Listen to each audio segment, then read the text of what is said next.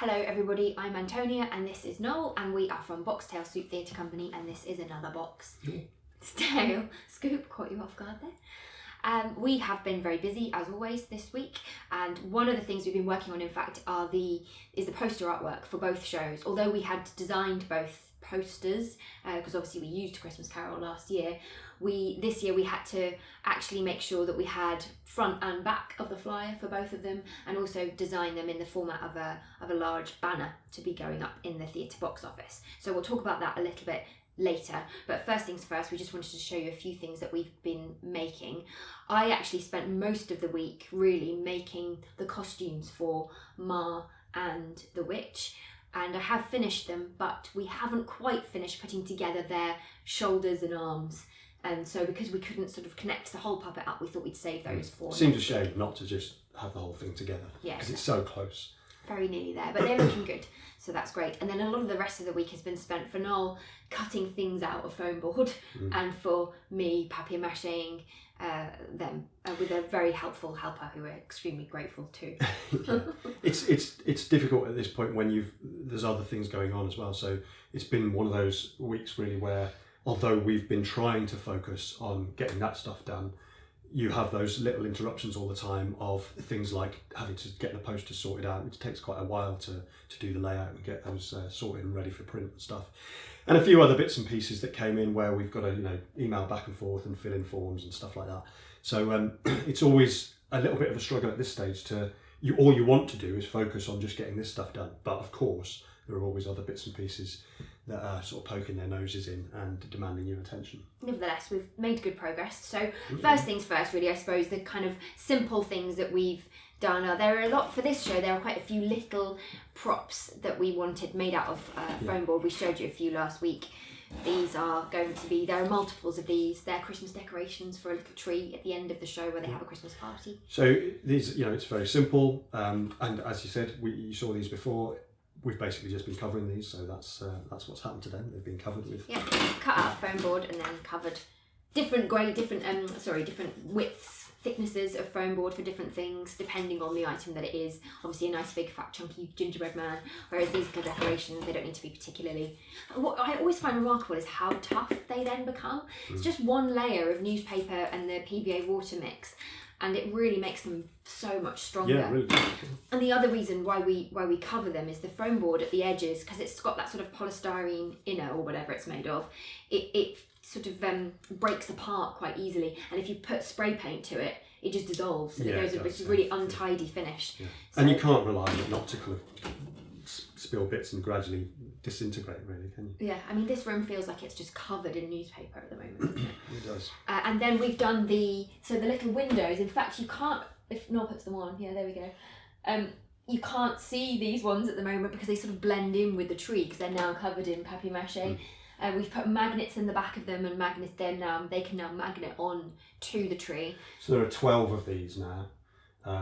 12 of them, all of the magnets are in, so they'll magnet all over the back. Six are covered in papier-mâché, 6 still to be covered, so we're halfway there with the covering. They're really fiddly as well. You get the glue and the paper and just stuck all over your fingers. Yeah, and then unfortunately this morning we also realised that the magnets, where I've put them into the trees, and I'd given the rest of the windows to Antonia to put the magnets in the back of those, but I must have told her the wrong way round, so they've all got to be cut out and flipped. I've done that now though. I've done that, turned them around, flipped them around. It's just one of these things. Yeah. It was so confusing. I think we didn't help ourselves where we started by doing it, but it was definitely confusing because the thing is they just have to, obviously they have to attract, and you brought them down this morning and they all repelled the tree, which is not ideal. Not what we were going for. We don't want to launch the windows off the trees, we want them to stick on. But it's fine, we fixed that, so it's no problem. Yeah.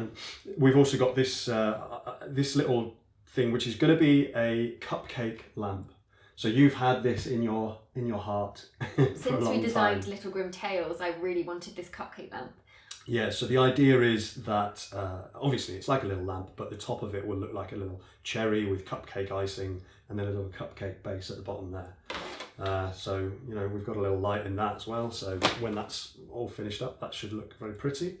And then obviously it also has to attach to the appropriate place on the set, so it will stick on to the gingerbread house and you'll have your little candy cane with a cupcake lamp It's so cute. I'm so pleased with it. We've done such a good job. It looks so lovely. And that'll be covered, as you just said, in papier-mâché and then spray painted to the right sort of colours. And I think I'm going to do some paper decoration to make the icing on the top of it, which will be fun. Very cool. And then at the end, we're hoping that it'll kind of top the little Christmas tree as well. Yes, that's all done. So there's a little stand for that, so it can go on as the top of the Christmas tree. Because we always like multi-use items. Absolutely. So that's the cupcake lamp. Speaking of which, multi-use items. I figured I'll absolutely. get this thing up here. We've shown you our tree stump stools before, so yeah, you may remember these from much earlier on. So these are like the little tree stumps that, as we said, we've made them out of foam board, but they've got a cross brace inside so that they're strong enough to take our weight, so that we can sit on them and stand on them. They've been completely covered in papier-mâché, but we also wanted to be able to take the lids off. In fact, we've got one false lid, which is used and taken off as a little cookie, and then we've got this lid, which is taken off, and inside you've got a campfire.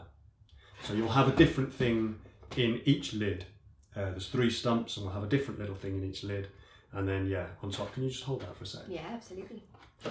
So you can see that inside the stump, in order to make it strong enough to stand on, I've had to put this cross in here, which means that I had to make 4 pieces for the fire so that they could still slot over this cross that's inside.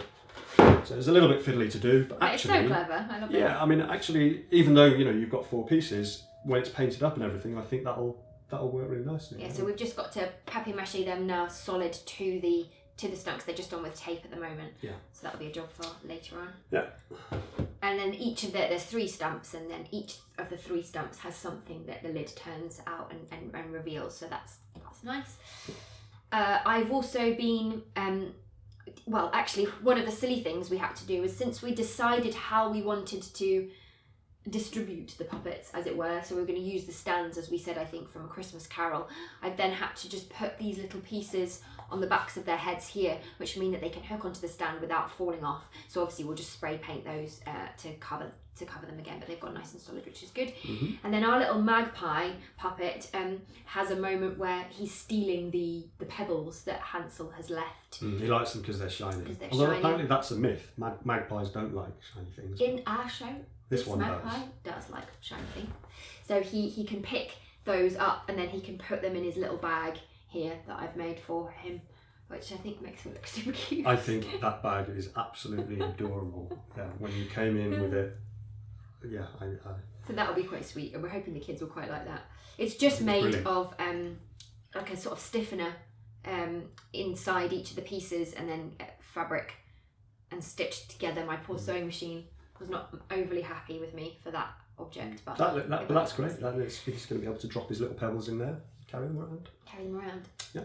So basically, that's really it. And like we said, we'll show you the finished puppets of Ma and the Witch in next week's vlog instead. Yeah. So the only other thing then was the posters, and as we said, we had a Christmas Carol poster already because we designed that for last time. But obviously this year we have to do the sort of more conventional format posters and this roller banner, and we also had production shots from the show from last year, which we really wanted to be able to share on those posters. So there's a little bit of sort of basically design work and layout to get them to work together, because what we really wanted to do was get some of the production images on the front of the poster, and I was really pleased with what we so I think if you put the image up now, then you can see that what Noel's done with the 3 production photographs that are on that, I can't do left and right, so they're on that side of the side of the poster, and the chains that we had that come round Scrooge and then down and turn into the garland, Noel's wrapped very cleverly around the production images, which means that they then actually feel like they're part of the poster. I think that's something that you're really, really good at now, having kind of done a few, lots now, posters, and I think you've definitely got more and more confident with it. Oh, for sure. Yeah. But one of the things I feel that you're really good at is making sure that all of the elements on the poster are bedded into the poster, so nothing feels like a sticker, nothing feels like it's been sort of just slapped on without feeling part of the entire image, unless we want it to be like a sticker, which then goes which to is a good segue for the Hansel and Gretel poster, which will now be up on your screen. And obviously we don't have production images for this show yet, as it's brand new and we're currently making it. Yeah. So the challenge there really was that for the roller banner, for example, you've got a lot of empty space potentially, because you've got the kind of the poster image, but then you've got this gap at the bottom. So we were just trying to find ways to put a little sticker on there to give you an idea about the suitable age range, and just to use that space just so that it doesn't feel quite so empty. Which I think is, again, it's really nice. And what I really like that you've done this time round as well is the font for Boxtail Soup Presents, and then on the Hansel and Gretel one as well, the font that's in that sticker is the same font as the title font. So again, even though that is a sticker, it still feels part of the image and like it's meant to be there. Yeah, no, it did some shuffling around with the trees and the slightly as well to make it feel like on the banner, yeah. Depending on what the format is. So anyway, it takes a little while to do all that, and hopefully, you'll have a look at them now and like them. I really like as well how they look nice together, because that was important too, because in the theatre box office it's likely that they'll be near each other and you want them to feel like they're made by the same theatre company, which I think they do. So that's it really, I think, for this week. If any of you are performers or puppeteers who watch this vlog, you may have already seen that we have put a casting call out for puppeteers and for performers. Do visit our website for more information on those if you are interested, and you can submit your details to the email address that's provided there. We'd love to hear from you. Or if indeed you watch this vlog and you know somebody else who you could want to recommend it to, then do pass it on. We'd love to hear from you. Otherwise, as always, what's things like? Give us a like, leave us a comment, or possibly even subscribe. That would be lovely. Otherwise, we're going to get back to painting, papier-mâché and all that stuff, and we'll see you next time.